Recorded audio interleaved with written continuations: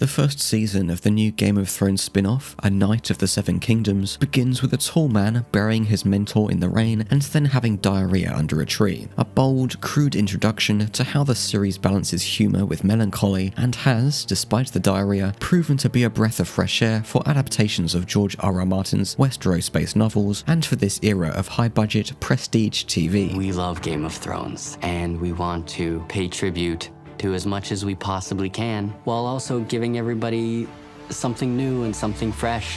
One season in may be too early to confidently vouch for this new spin-off, but the reason this is a breath of fresh air for Westeros is because of the commitment it has made to George's original vision, and because the story covered in this first season, and I assume the books the following seasons will be adapting from that I have not read, aren't focused on the hyper-dramatic, war-waging politics Thrones was famous for and House of the Dragon doubled down on, the third season of which is releasing later this year after the second season was disappointing enough that George has already disowned it. A Knight of the Seven Kingdoms couldn't be much further from the Targaryen dragon-fighting civil war House of the Dragon has been building up to, and it all comes down to the humble heroism of its main character, Dunk. You've come for my head, then.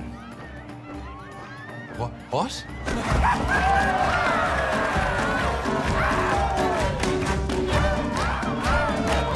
His goal is to hopefully make a bit of a living following in the footsteps of his now dead father figure, Sir Arlan of Pennytree, who was of the lowest status of knights, referred to, sometimes with disdain, as a hedge knight, because in their impoverished travels they may resort to sleeping under the stars. It's implied over the course of the season and almost confirmed at the end, but still left ambiguous, that Arlan never knighted Dunk, yet he journeys towards a tournament intending to compete as though he were, with the thematic irony of the story being that he acts more like the romanticised idea of a knight than any of those of higher standing he encounters. How good a knight are you, truly? Opening the series with Dunk barely hiding his business behind a tree may strike some already hesitant viewers as off-putting, but the moment isn't merely a crude gag to emphasise the show's comedic tone, nor is it a blunt, one-note attempt to defecate on the romanticism of knighthood in a world that most people watching probably already recognise as brutal and rotten. Instead, it signals how, throughout the season, and in contrast to the grandeur that defines House of the Dragon and later seasons of Thrones, this story insists on the mundane. Now tell me, Sir Duncan, is there a proper place to shit around here? Not really, no. Dunk, like everyone else, knight or peasant, is subject to the unglamorous rhythms of ordinary life, relieving himself, enduring long days riding a saddle across the kingdom, tending to his horses, or worrying about food and coin. These details ground the world, reminding us that Westeros is not only a stage for prophecy, dragons, and dynastic collapse, it is a medieval land inhabited by people just trying to live. In the first moments of what we will see of Dunk's present-day experiences, we can relate to the humanity of his emotional vulnerability of laying his mentor to rest, and his physical vulnerability of taking an uncomfortable dump out in the middle of nowhere. That we have seen him in as unheroic a position as that won't take away from the admiration we will have for knightly actions he performs out of good-natured selflessness and integrity, a rare, likeable Westeros character to root for from beginning to end. Ira's great. He has a lot of enthusiasm, a lot of resonance with the story. It has been praised as perhaps the most faithful adaptation George's work has received so far, its changes and expansions minimised to still visibly orbit novellas that George is now, again, placed in the position of having to finish more of, for the series to still have source material to refer back to beyond a certain point. Fortunately, they are short and simple enough to have a better chance at avoiding whatever complications have cursed Winds of Winter, short enough that this first season of 6 30 to 40 minute episodes could have easily been adapted as a single 3-hour-long film, and as a film, it may have received less criticism for seeming slow. Do you like goose eggs? But I understand why HBO opted for a series. It's familiar for the brand, and each episode is structured to isolate different stages of Dunk's development. It's just that only half the episodes leave us with something dramatic that could be considered a cliffhanger or climax, and the other episodes' narrative arcs instead have emotional conclusions stemming from intimate character development. Most of the time, the show just isn't trying to be intense in a way we have become accustomed to, where they really want you to click next episode over and over to keep the tension going, going and keep your time spent on the platform as high as possible. There is a tourney at Ashford Meadow.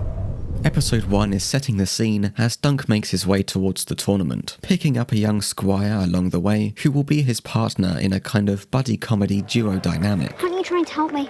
Help you what? Grow?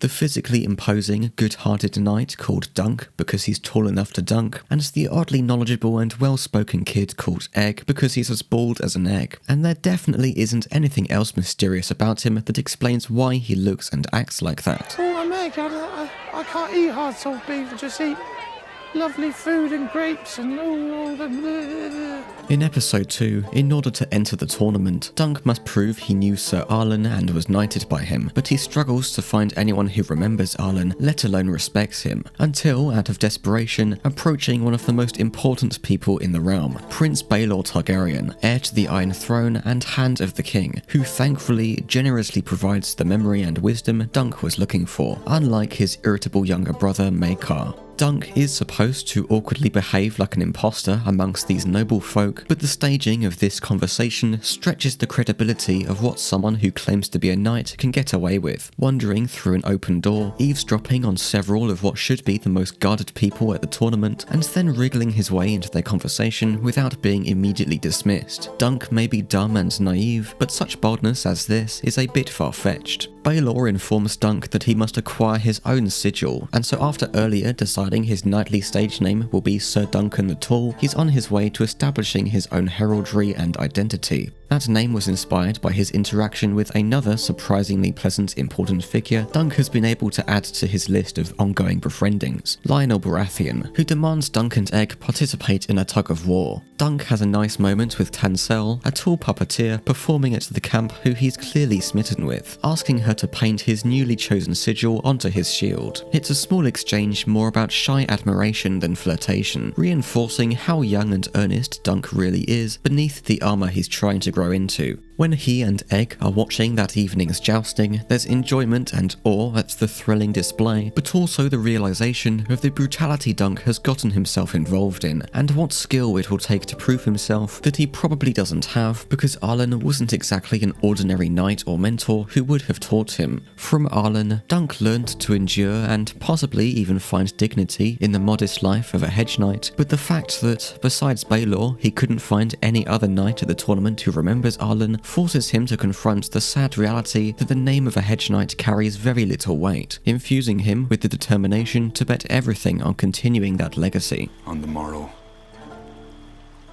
we will show them what his hand has wrought. Episode 3 actually opens on Egg's perspective, practicing his squire duties. Although Dunk is tempted with the opportunity to take part in a rigged match that would make him a bit of cash, an offer he has too much integrity to accept, the episode is mostly about the growing friendship between Dunk and Egg, building up to the reveal of Egg's true identity at the end of the episode.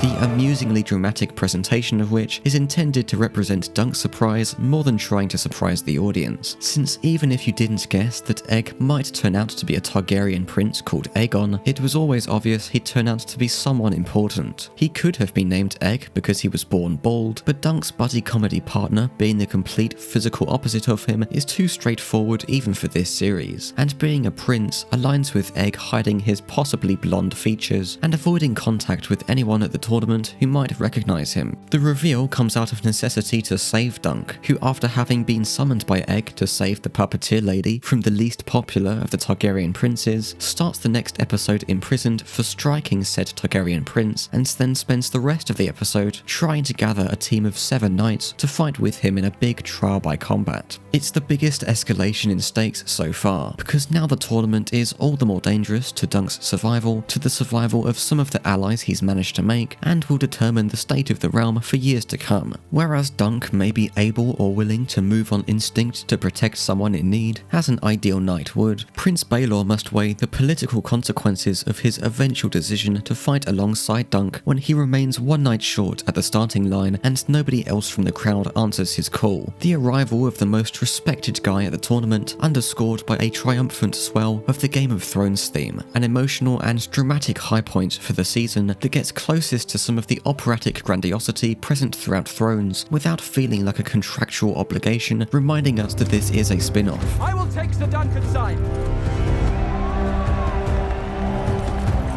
It's a rare moment where the series allows itself to feel mythic, and because it's been so restrained the rest of the time, its tone often so casual and humourful, the impact of the song strongly resonates into the credits and sets up the best fight scene any Westeros media has put to screen.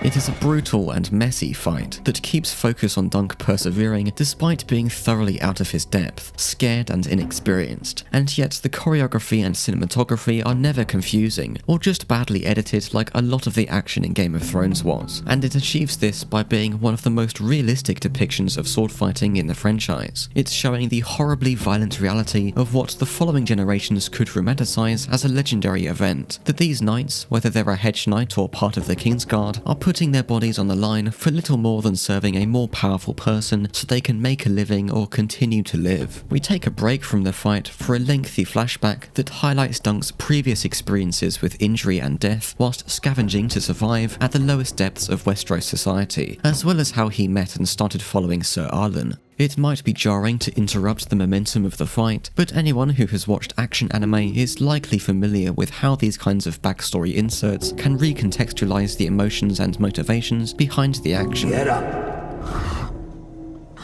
Dunk's team wins, and everybody is seriously beaten up or dead, except Baelor, because none of the opposing team would risk killing the heir to the— oh wait, never mind. In case you forgot you were watching a show based on George Martin's writing, there you go. The nicest character who would have made a great king is accidentally killed by his own brother, and Dunk feels responsible. Not that that stops episode 6 from featuring some of the same humorous editing decisions I've come to expect.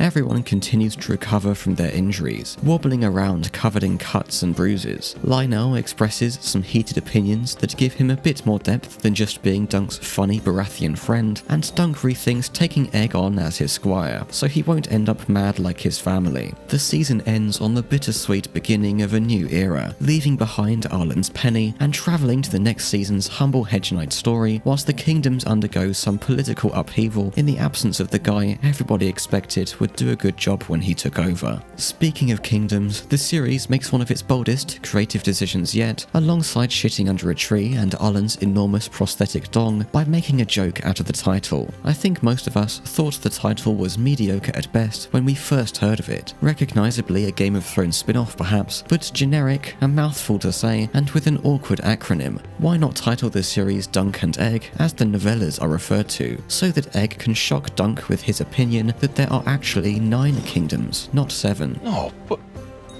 In terms of production and possible impact, this season clearly demonstrates that a story set in Westeros doesn't need huge wars, political maneuvers, dragon-filled spectacle, or gratuitous nudity and violence to succeed. In terms of adaptation, George seems more satisfied with this showrunner than he has grown to be for House of the Dragons, and the simplicity and focus Dunk and Egg provide as narrative vehicles inspires more confidence that continued seasons will remain faithful, and that George will actually manage to sit down and finish the novellas he intends to write. Otherwise, they'll be back in the same situation of being left in the darkness of unfinished lore floating around in George's head.